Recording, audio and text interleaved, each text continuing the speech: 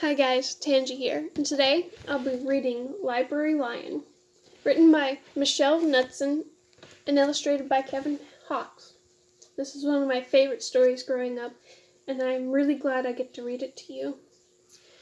Based off the title and the front cover, what do you think the story's about?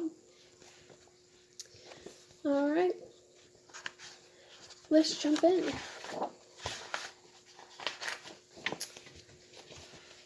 One day, a lion came to the library. He walked right past the circulation desk and up into the stacks.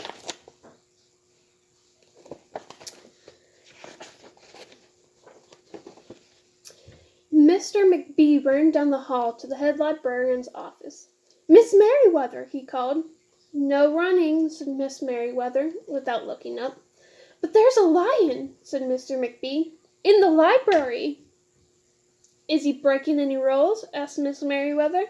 She was very particular about rule breaking. "Well, no," said Mr. McBee. "Not really." "Then leave him be."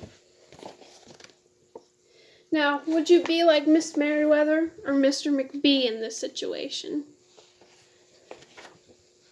And why? The lion wandered all around the library. He sniffed the card catalog. He rubbed his head against the new book collection. Then he padded over to the story corner and went to sleep. No one was sure what to do. There weren't any rules about lions in the library. Now I want you to think, what would you do or how would you feel to seeing a lion in the library? Soon it was time for story hour. There weren't any rules about lions at story hour either. The story lady seemed a little nervous, but she read out the first book's title in a good, clear voice. The lion looked up. The story lady kept reading. The lion stayed for the next story, and the story after that. He waited for another story, but the children began to walk away. "Story hour is over," a little girl told him. "It's time to go." The lion looked at the children. He looked at the story lady. He looked at the closed books. Then he roared very loud. Would you be brave like the little girl and walk up and tell the lion that story hour's over? Miss Merriweather came striding out of her office. "Who is making that noise?" she demanded. "It's the lion," said Mr. McBee. Miss Merriweather marched over to the lion. "If you cannot be quiet, you have to leave," she said in a stern voice. "Those are the rules." The lion kept roaring. He sounded sad. The little girl tugged on Miss Merriweather's dress. "If he promises to be quiet, can he come back for story hour tomorrow?" she asked. The lion stopped roaring. He looked at Miss Merriweather. Miss Merriweather looked back. Then she said, "Yes, a nice, quiet lion would certainly be allowed to come back for story hour tomorrow." "Hooray!" said the children.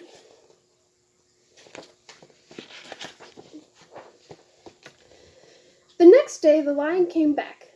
"You are early," said Miss Merriweather. "Story hour is not until 3 o'clock." The lion did not budge. "Very well," said Miss Merriweather. "You might as well make yourself useful." She sent him off to dust the encyclopedias until it was time for story hour. The next day the lion came early again. This time Miss Merriweather asked him to lick all the envelopes for the overdue notices.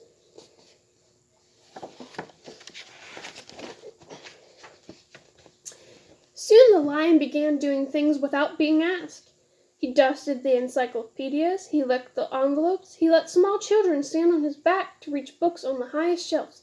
Then he curled in the story corner to wait for story hour to begin.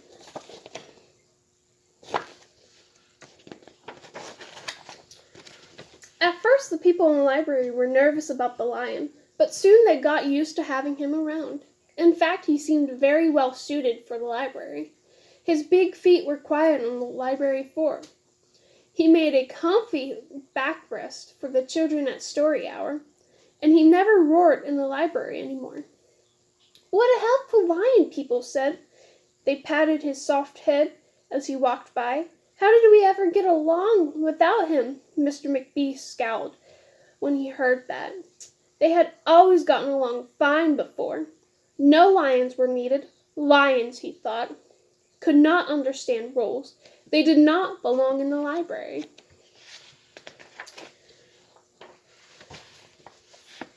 One day, after he had dusted all the encyclopedias and licked all the envelopes and helped all the small children, the lion padded down the hall to Miss Merriweather's office to see what else there was to do. There was still some time left before story hour. "Hello, Lion," said Miss Merriweather. "I know something you can do. You can bring a book back into the stack for me. Let me just get it down from the shelf." Miss Merriweather stepped up onto the step-stool. The book was just out of reach. Miss Merriweather stood on her toes.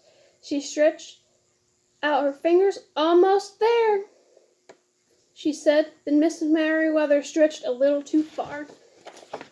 "What do you think's going to happen to Miss Merriweather?" "Ouch!" said Miss Merriweather. She did not get up. "Mr. McBee!" she called after a minute. "Mr. McBee!" But Mr. McBee was at the circulation desk. He could not hear her calling. "Lion," said Miss Merriweather, "please go get Mr. McBee." The lion ran down the hall. "No running!" Miss Merriweather called after him. "Do you think that should be an exception for him to run, since she's hurt and needs help?" The lion put his big front paws up on the circulation desk and looked at Mr. McBee. "Go away, Lion," said Mr. McBee. "I'm busy." The lion whined. He pointed his nose down the hall towards Miss Merriweather's office. Mr. McBee ignored him. Finally, the lion did the only thing he could think of to do. He looked Mr. McBee right in the eye. Then he opened his mouth very wide, and he roared the loudest roar he had ever roared in his life.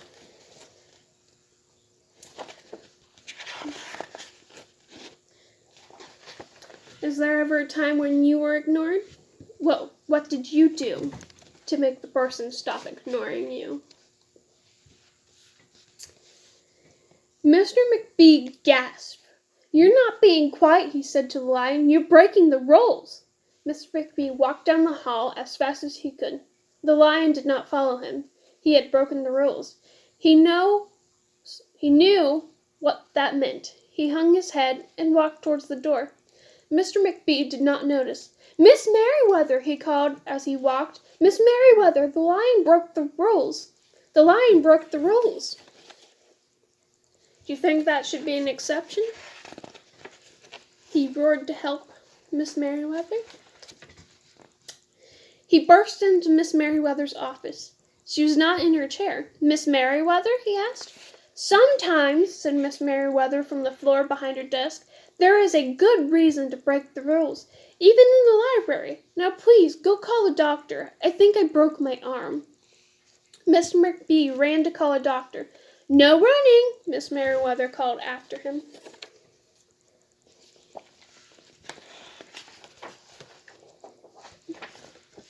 The next day, things were back to normal. Almost. Miss Merriweather's left arm was in a cast. The doctor had told her not to work too hard.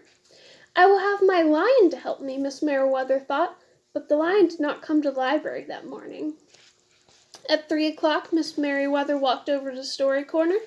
The story lady was just beginning a story for the children. The lion was not there. Why do you think the lion wasn't there? Where do you think he is?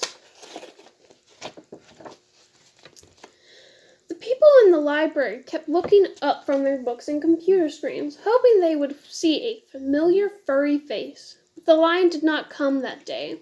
The lion did not come the next either, or the day after that. Why do you think he's not coming?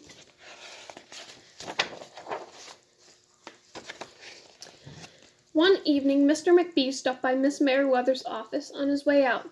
"Can I do anything for you before I go, Miss Merriweather?" he asked her. "No, thank you."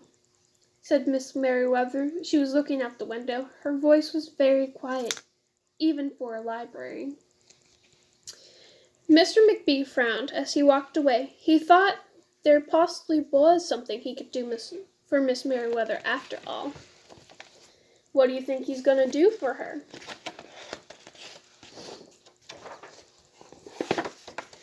Mr. McBee left the library, but he did not go home. He walked around the neighborhood, he looked under cars, he looked behind bushes, he looked in backyards and trash cans and tree houses. What do you think he's looking for?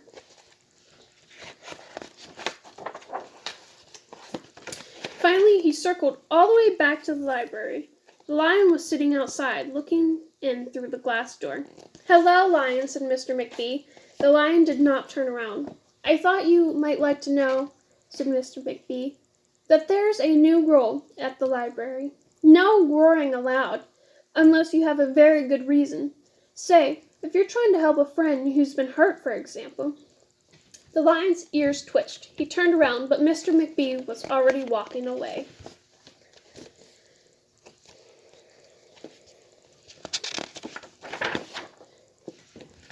The next day, Mr. McBee walked down the hall to Miss Merriweather's office. "What is it, Miss McBee?" asked Miss Merriweather in her new, sad, quiet voice. "I thought you might like to know," said Mr. McBee, "that there's a lion in the library." Miss Merriweather jumped up from her chair and ran down the hall. Mr. McBee smiled. "No running," he called after her. Miss Merriweather didn't listen.